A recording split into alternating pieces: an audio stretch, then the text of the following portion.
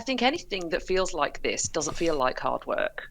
Mm. So I'm not going to sit here and say, Whenever I go into a situation that I find particularly challenging or I'm not sure about or I'm finding it quite uncertain, I've always tried to channel. I have worked with some people with real narcissistic egos. And if they had just. I don't know if I'm allowed to kind of share these things, but Abby obviously had to host my redundancy meeting. And I think we spoke very briefly beforehand, and it was... Welcome back to the second series of Unfiltered. This is the show where we celebrate the imperfect, the unvarnished, and the unashamedly raw journeys that shape our growth. We're bringing you dynamic duos who've propelled each other forward through thick and thin. This series is going to be bigger, bolder, and this time, thanks to our friends at the Marketing Academy, global.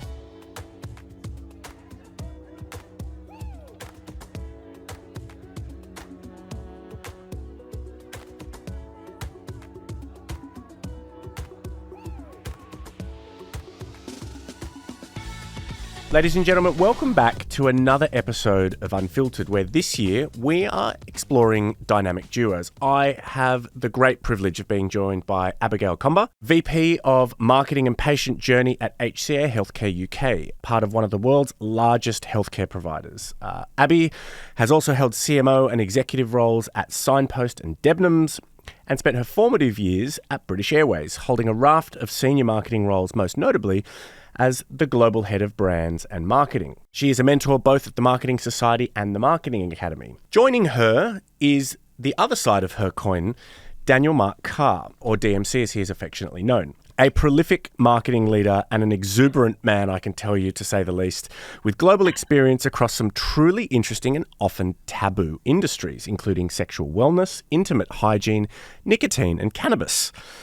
He is a former chair of a national men's health charity. He is the trustee on the board of the KFC Youth Foundation.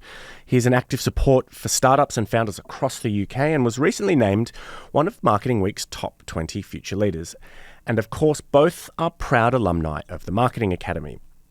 Abby, DMC, thank you both so much for joining us. We are delighted to have you. But look, we're not really going to talk about your roles and the companies you've worked for today. What I'm really excited to talk about is how you've orbited one another across your careers and the impact that you've had on your unfiltered selves. So, who wants to kick things off? I'd love to understand how you fell into each other's orbit. Oh, I thought you were going to say fell into each other's arms then. It was probably me to start because DMC and I used to work together. I employed him. Oh my God, best thing I ever did. So I was at Signpost Diagnostics, which was kind of startup vibe, COVID times, looking for a marketing director, and DMC came onto the radar, and we had a Zoom interview as it was, and I just got his energy straight away, having come from a really, different background to me as well. I think that piqued my interest in him and what he could bring to the table, because I needed the yin to my yang. You don't want to surround yourself by people like you. And I just got that in spades. And I got it through the screen in an interview. And then when he walked through the door, it just got better. I can attest to that for the 10 minutes that we've had preceding the episode. Jumps through. What was your initial impression of DMC when you met him? I met him on the screen. And the impression I got was that he just prepared really hard and really wanted that job. And I wanted somebody who was just going to try hard and bring themselves to it. It was a really tough time. And the business that we ended up in together, the dynamic and the atmosphere and the culture was, my God, peaks and troughs, highs and lows, energy full on. And I just needed somebody who'd be present and in it with me, because it was very different for me. I'd come from a really big corporate background, always kind of big footsie businesses. And this was very, very different for me. So yeah, he just had the energy. He just had the energy, and I knew he had the commitment because of how he'd committed to the interview in the first place. DMC, what's the other side of that coin? The first encounter. I think I recognise a lot of what Abby's saying around kind of energy. So, this is kind of peak COVID time. I'd exited another business because we were heavily reliant on retail, and they just really didn't need a senior marketer in the lockdown world. So I probably wouldn't have exited had I known how long COVID was going to go on for. And, it was a really tough job market. You're going through these processes. And then I met Abby, and something just like switched in my head. And I thought, this is the job I have to have. It's my job. It wasn't a case of, I'll interview here, I'll interview there. So I knew I had to have it. And I had a mammoth commute to get to this office as well. It was 2.5 hours each way. But that was, the moment I met Abby and I felt that energy, and I thought, gosh, I can learn from this incredible person and have a lot of fun doing it. And it was just an inspirational interview and session. And I thought, do you know what, the job aside, I have to be kind of in contact with this human. I have to know this person more. So yeah, I knew the job was mine the moment I spoke to Abby, because I thought I will make it mine. Yeah, wow. So it was almost instantaneous. I'm picking up on the fact that very, very quickly you realised that relationship transcended what I would call, the principal-agent dynamic of sort of a line manager and their report. Yeah, absolutely. I mean, without that doubt. Yeah, I think there was a shared value set, which obviously evolved over time of kind of working alongside Abby. But just in that very short moment, interviews can always be sometimes a bit artificial environment. But I just felt the energy as Abby said through the screen. And it was just kind of uplifting and exciting, and it brought out the best in me, because I then felt comfortable and thought, what a great session this is. And then obviously we had another interview. I came down to the office, and absolutely, it was just like a moment, like a click. It was just fantastic. If you sort of cast yourself back to that time, because you guys are worlds apart from where you probably met one another at Signpost.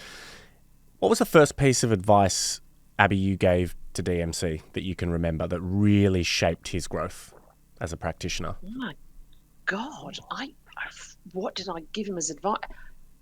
You know what? I don't really think I have formally and recognised that anything I've said to him has been advice. We've never sat down and had. Yeah, it's just a really hard question to answer, because I think in the time that we were, there was a constant bounce off each other, a question and an answer, an easy challenge. A challenge would often be a question. I'd be really curious. I think it was a really true partnership. I think we learned from each other. So for me to sit here and say I gave him advice wouldn't feel genuine. I learned as much from him as he probably learned from me, because we came from different organizational structures. We come with different ages. We have different partnership dynamics. So I just think it was this like really weird loop of co-learning from each other. And I learned as much from him. He may have observed and taken things, and we operate very differently. I don't think there was a single time I sat down and gave him any advice. DMC, same question. Well, what's the first piece of advice you remember her giving you, though? Yeah, so I think Abby's probably undersold herself there, because she's a fountain of knowledge. I suspected she might have, which was the method in the madness of asking her first. Absolutely. And I think, but what I do think is true is I don't have a quip or a one-liner that Abby, sat down in that formal mentor-mentee moment and said, do this or try this. But it was very clear to me early on that this is someone I could learn a great deal from. And, whenever I go into a situation that I find particularly challenging, or I'm not sure about, or I'm finding it quite uncertain, I've always tried to channel the person I know who does it best, So if you're doing something around the home and you've got a relative who does it great, just what would they do? That's great. And I realized over the first few weeks and months that I was channeling Abby more and more when I needed confidence, when I needed perspective, when I needed to maybe like ground myself in that moment, when I needed to like lead with heart. So definitely observational, kind of picking up those traits and picking up that mindset. We won't go into it today, I'm sure, but COVID was a very tough time for everyone in our personal lives. And then you're trying to navigate a new job and this kind of hyper-growth business. And I had some personal challenges during that time. And to be able to have someone like Abby who I could take into all of these moments, right? What would Abby do right now? And it just absolutely fills me with confidence. But what I would say on a more tactical level, perhaps, one thing I really get from Abby is, now this is like the marketing speak, I guess, but a customer centricity, and always pinning everything back to what does the customer want? What would the customer do? And actually, there is a tagline that Abby always says, and it's to get the best customer service, you've got to be the best customer. And it just puts you in the position. We were in COVID testing, genome sequencing, heart health testing, not particularly sexy products. No one wanted a PCR test. But anyway, having a customer centricity to everything is probably that tactical marketing a piece that I've definitely taken away from her. There's this amazing symbiosis to the way that you guys reference one another, this sort of mutual mentorship and learning. Abby, I might start with you. If you could, in 3 words, provide the ingredient mix that DMC adds to your pantry, what would they be? Oh my God. He's authentic. He is humble. And he is curious. And I think the authenticity is something that we bring for each other and to each other. And I think we mirror each other very much in that. I think he's incredibly humble and, to his words to me, undersells himself just as much as he said I do. But his curiosity the reason I say curious is because there's nothing that he's not willing to try or get into. And I think this comes from, I'm going to say, maturity as opposed to age. But if there's something I don't know how to do, I go, right, find a person who knows how to do that. Go out and surround myself with people who know how to do what I don't know how to do and do things I hate doing. I mean, I just lean into my strengths, surround myself by people who do the best of it. And Daniel, I mean, he literally can do anything. And if I ask him, he'll just say yes. And then he'll go and Google it and figure out how to do it. He'll watch a few videos and, a day later, he'll be the person who can do that thing. And I'm like, oh my God, that is a definite generational thing about the curiosity to learn how. I mean, he makes ice cream, he makes pickle, he's a great digital marketer, he started his own businesses. That curiosity is something that it has a different level of curiosity to me. So yeah. DMC, what ingredients does Abby add to your pantry? Oh, so many. Or you can eat buffet of ingredients. No, so for me, Abby grounds me very much. I'm quite an animated person. I'm not afraid to kind of just say what's on my mind. Like some people might say, like shoot from the hip. So one thing I really learned from Abby was kind of just grounding yourself, putting it back, thinking how you're going to present that forward. That's really important, especially when you're dealing with other stakeholders. Yeah. And Abby gets a lot of that from those much larger businesses that she's kind of been involved in and been a leader in. So there's definitely something there around kind of grounding and bringing that sense of calm to everything. That's number one. I think the ability and the freedom to fail safely. So, to Abby's point around, we don't know how to do this, how should we just try that? I truly believe I can do anything I put my mind to, which I think is important. Apart from DIY, I'm learning that over the last few weeks, actually. I think I definitely stick to how the floorboard's going. I'm definitely not oh gosh, well, this is a setup behind me. You see the wonky walls over here. No, I think that ability to fail in a safe environment, let's just try anything we can. And Abby will be there to give that confidence and that support. And then also I would say, I was going to say empathy, but I think that comes out in other places. I would just say fun. Abby brings such a level of fun and enjoyment to everything. And gosh, just what a fantastic culture it creates. And I'm fascinated because there's clearly so much water under the bridge with you two. How does that get fashioned over time? If we've got people that are listening into this and going, God, I wish I had this in my career.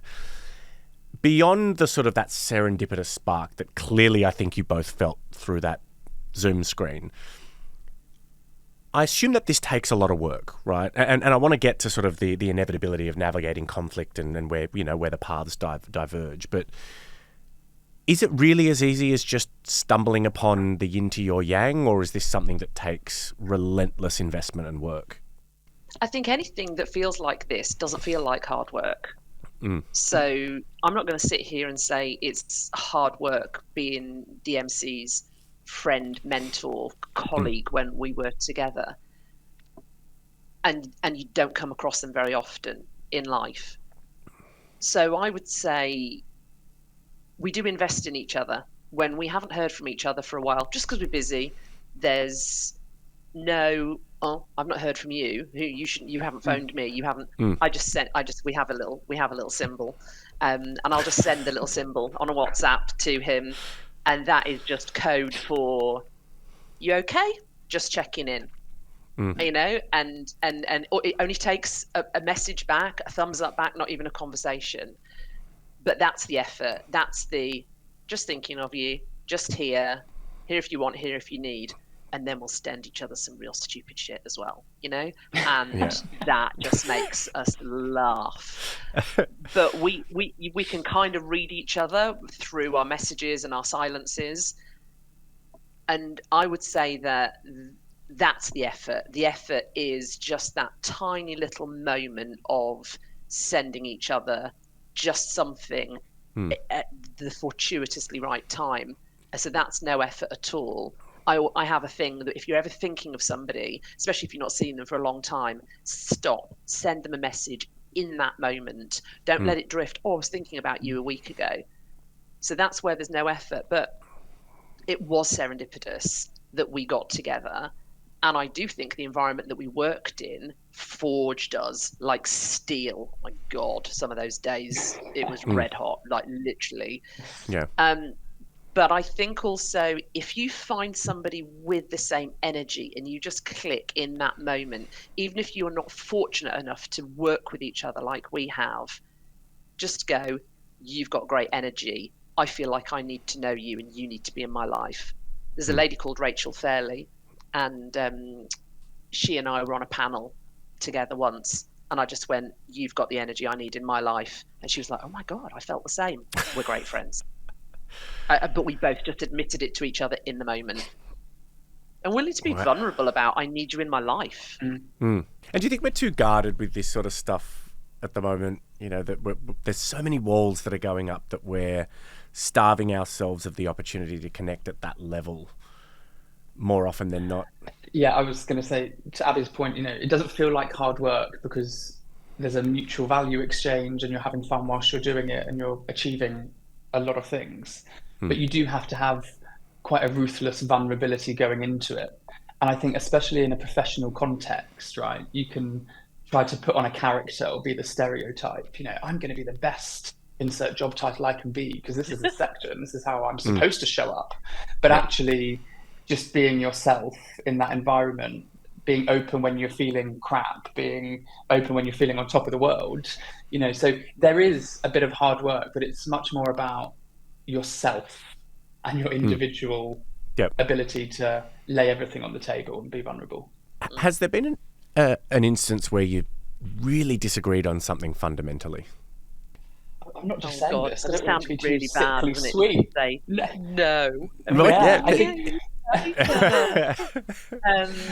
that's our symbol. You see straight away. Yeah. I mean, how ridiculous is that? I go, oh no, it's Sickly Sweet because we love each other. And what does Daniel do? That's us. That's our symbol. I mean, it's literally, people watching this are probably going, gagging. Yeah. I think because there's so much respect and vulnerability, we can be truly honest with each other. You know, we're not gainsaying each other. Nobody has to win because we're a partnership. And even though we were in a hierarchy, we were still true partners. We couldn't have achieved what we did without each other. I'm going to say no. Terrible answer to the question, but we've actually not had a conflict. Yeah. I agree. I think it's in some dynamics or in some workplace environments, there is that competitiveness to achieve more and, you know, to get the name on the byline or, you know, to be the one who stands up in the meeting. Never happened. We were never competing against each other. We realized that we were in quite unique circumstances, that by partnering together, we could have a great time and also deliver greatness as well for the business and for the patients that we served, or the customers rather. Maybe with the benefit of hindsight, we would both have done things slightly differently, but because all right, he's given me a crack. You've given it to me, DMC. Can I have a specific example of what you might have done differently? Yeah, there we go. I thought that would. No, I mean, I can't even think. We were testing out. We were a brand new business. We were scaling at almost an unprecedented rate. Over 2 million customers in 18 months. So there was lots of learning, lots of fail fast, test, learn, scale on repeat. New channels, new creative. Maybe. Gosh, now I'm really, really, really digging. We were doing a brand piece around kind of positioning of the corporate group level. And Abby brought me into the process, and I thought, oh, maybe I would have tried it that way. And the response was great. Let's try that. And then vice versa. We did a lot of kind of programmatic ads, and Abby had some really great insights on, but are you in a bit of an echo chamber here? Because you all love that. Why don't you try this? So I just think because there was no competitiveness, and because it was all about let's enjoy this process and let's do what's right for the customers and right for the business. It takes all emotion out of it as well. Yeah. It becomes very objective. Is this going to deliver this by this deadline? Yes or no? Yeah. I think one of the watch outs that was probably something I became more aware of over time. I didn't have to do it differently because I think we caught it. Was we had such fun working together, and we had fun in the team, and scaling up was, my God, hard work, but a lot of fun. Scaling down was tough, really tough.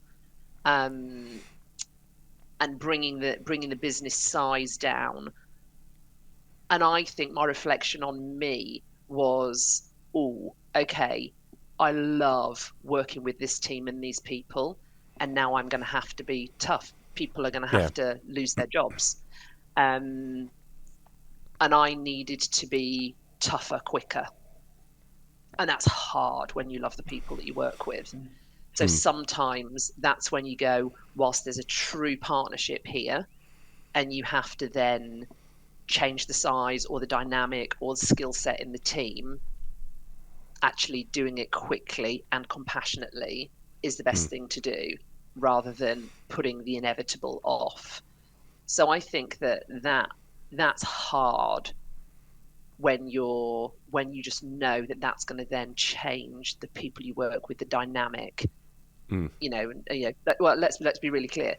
Daniel and I went through a position where there was redundancies, and that there's official paperwork and the right way to do that, and that was like, oh my God, that's hard. I wouldn't change the how or the what we did it, but knowing that the dynamic and the fun was going to change probably made me slightly bury my head in the sand for a week or two more than I needed to, because I just didn't want to lose what we had. God, it sounds like the magic. Literally sounds like we were married to each other. Didn't want to lose what we had. But I think that you're alluding to, I think, one of the other incredible benefits of a partnership that like yours, which is this suspension system when time gets tough. You've got the fuel to propel each other forward when times are great. But then I'm presuming that, Dan, Abby's been this incredible resource when you've needed a bit of a spring at the bottom, and vice versa, And I think it's always the trade-off with such a proximate relationship, that when tough decisions have to get made, it makes those tougher. But I think you take that outcome 10 times out of 10 for the good times that you had, versus the slightly 100%. more challenging full stop at the end of the sentence, so to speak. Absolutely. And I think as well, when you have that dynamic in that relationship, it's just as important to be able to kind of flick that switch that goes professional mode now. There's always those environments where you've got each other's back. That's unwavering support that's there. But it comes a moment where you have to, change hat very briefly. And because you've got a relationship that's built on that trust, there's nothing personal from it, know? And, I think there's a lot around kind of constructive conflict, isn't there? Around kind of stress testing things and pushing levers around kind of uncomfortable conversations. And, we haven't previously had any conflict. And in many ways, it's lucky that our tough conversations came around redundancies and things like that. Yeah. But because our relationship was built on such strong foundations, there's nothing personal to it. It happens. you Yeah. know. So I don't know if I'm allowed to kind of share these things, but Abby obviously had to host my redundancy meeting. And I think we spoke very briefly beforehand, and it was, oh, you're up to this weekend, all very lovely, da da da da. And then, fast forward an hour, very sorry to tell you that. And, it is like Yeah. that kind of gear change. But, Yeah. It gets very synthetic very quickly. Yeah. No, but yeah, I don't know. There was obviously nothing personal about it. And Yeah. in those Yeah, environments, they're never nice environments. that's true, isn't it? I think recognizing that it's not personal.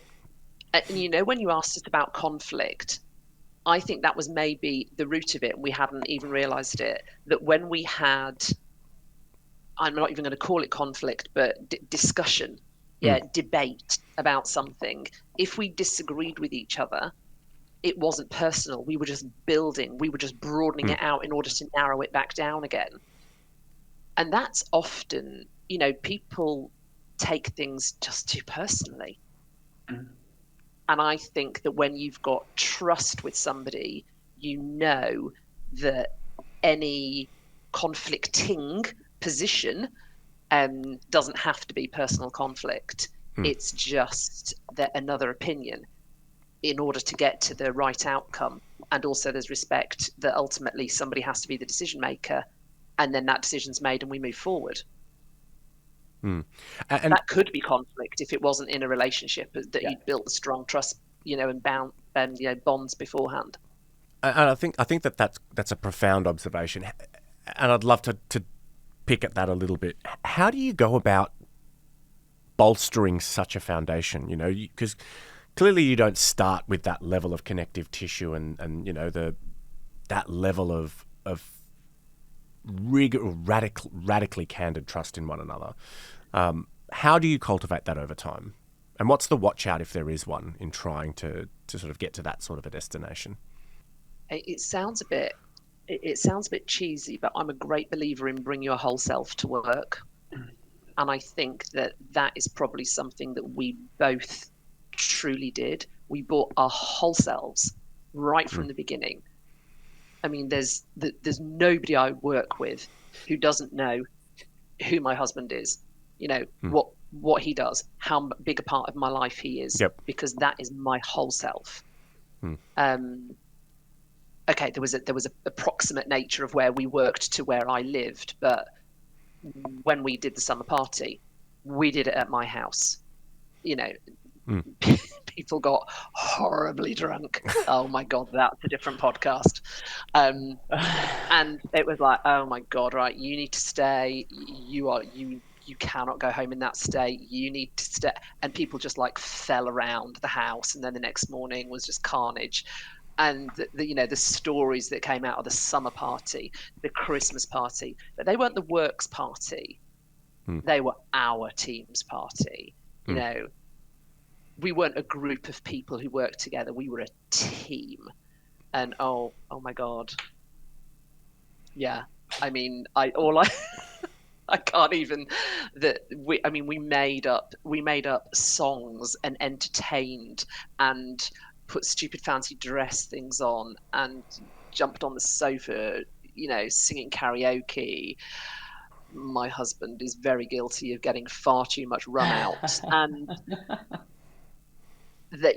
that's when you go, this is okay. That's where you bind together relationships, where you open up yourself and you can just be your real self, your whole self with somebody. Completely agree. I mean, I would build on it around, don't take yourself too seriously, but take your job seriously. And I think they are kind of two levers that work kind of very well to kind of give those results. You're right, it doesn't naturally happen. It was over time that I realized that Abby and I share similar values, but also interests and approaches to things. But just in that early stage, as Abby said, bring your whole self to work, bring your whole self to the table. Don't put on any facade, and just got to have fun while you're doing it. How has Abby grown in the time that you guys have been a dynamic duo? Abby, oh gosh, how has Abby grown? I'm not sure really how she would have grown through our relationship, I mean, I know I have grown considerably. To my point earlier, I go into most scenarios in my life now, like, what would Abby do? Let me take on that confidence and take on that empathy.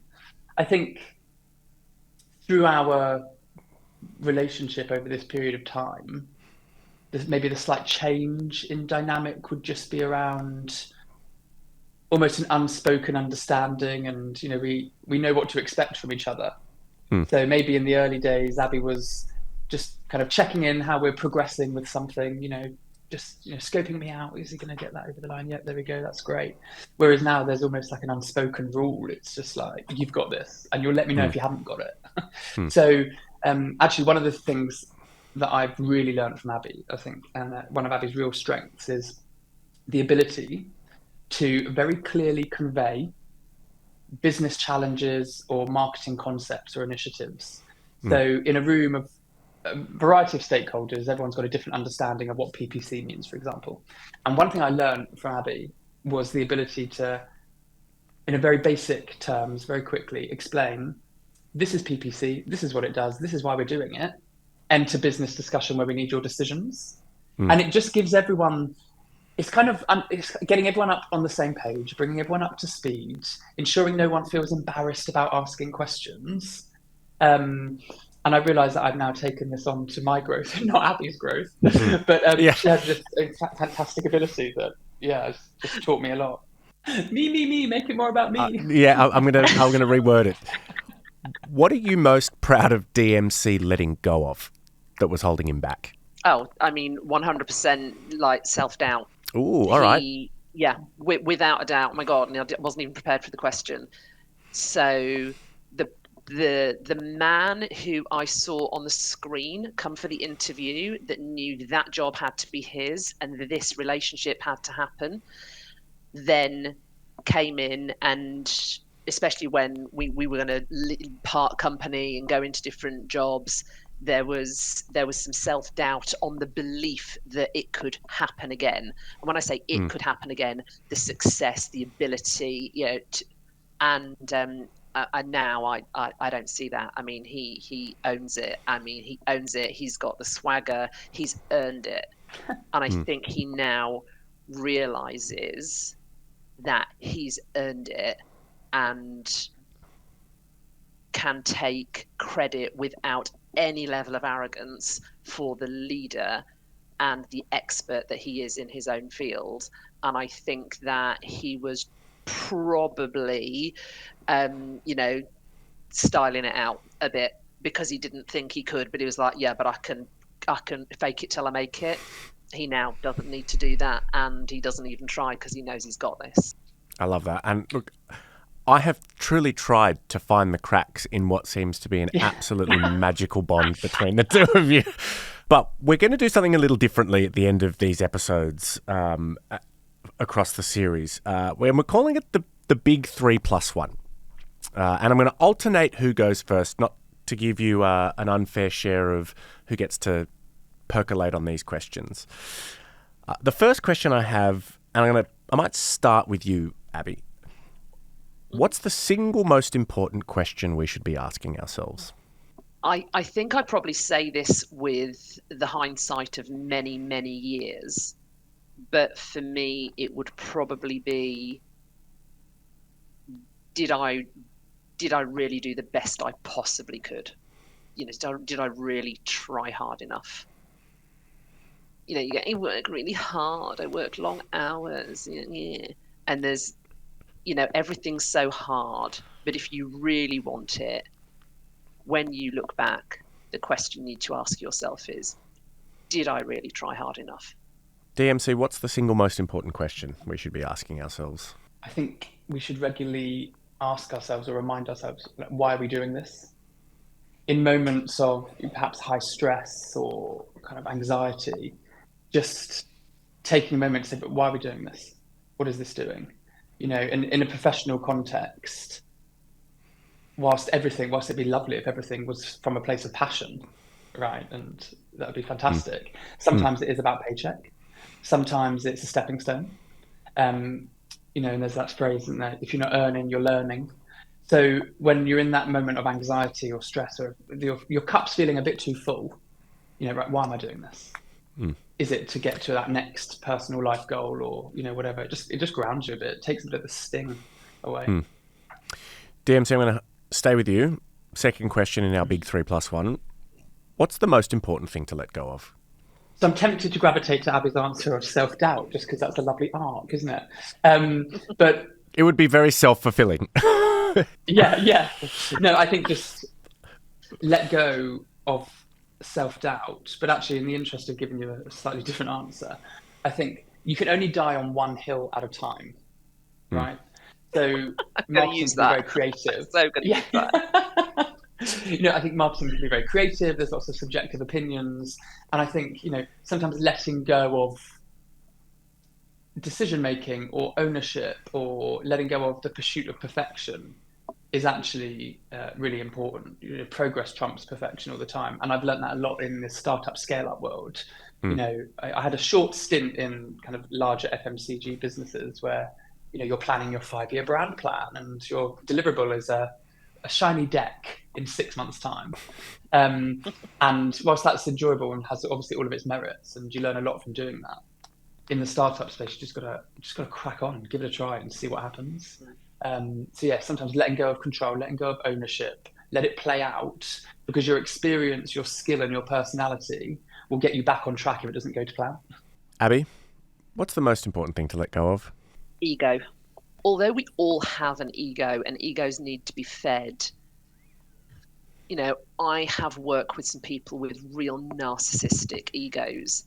And if they had just let that go and been, well, maybe that wasn't their true selves, but if they just let that go a bit, which is often a real facade for, some self-doubt or not, having to prove something to themselves rather than other people, we'd have just got there quicker, and it would have just made places a better place to work. People would have gone home happier. Yeah, I've seen some egos in my time, and I just think, what, there's a mother or a father or a brother or sister behind that person who isn't like this all the time. So why do you have this ego that you bring to work? So yeah, if there was one thing that people should let go, just go, is that just my ego talking of how I need to be seen or perceived? And I've probably done it. And now I'm like, no, actually, this is the real me. This is the single version of me. And that ego doesn't need to come before me. I love that answer.